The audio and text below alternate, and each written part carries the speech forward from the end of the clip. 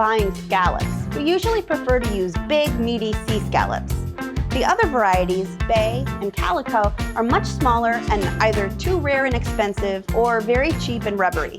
Plump sea scallops are ideal for searing, grilling, and frying. Now, if you're lucky enough to live near the coast and can get your hands on live scallops, here's what they look like. Like oysters or clams, they're bivalves, animals sandwiched between two valves or shells.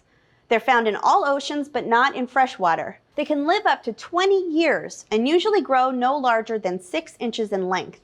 And here's some interesting trivia.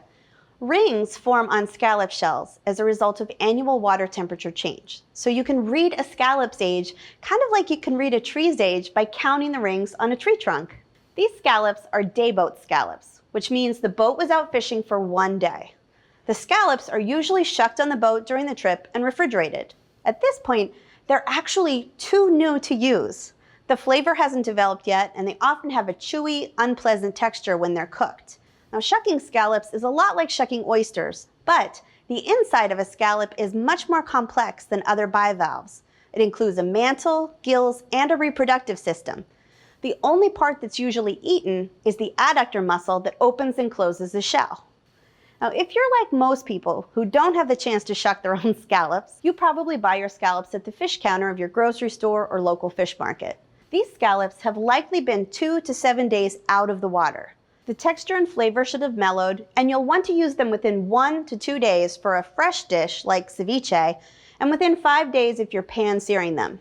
Like fresh fish, fresh scallops should smell fresh like the ocean. Now, you should know a few things to look for at the fish counter. Many scallops are dipped in preservatives to extend their shelf life. These are called wet scallops. Now, unfortunately, the preservatives can ruin a scallop's texture and flavor. Unprocessed or dry scallops have much more flavor and a creamy texture, plus they brown nicely. Dry scallops look ivory or pinkish, while wet scallops are bright white. If you're still not sure which is which, try this test.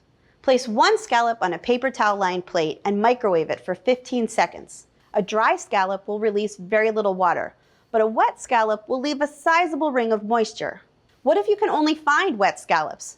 We like to soak them in a solution of 1 quart cold water, a 1/4 cup of lemon juice, and 2 tablespoons of salt for 30 minutes before patting them until they're very, very dry. The taste will be much improved, but they'll still be harder to brown than untreated dry scallops.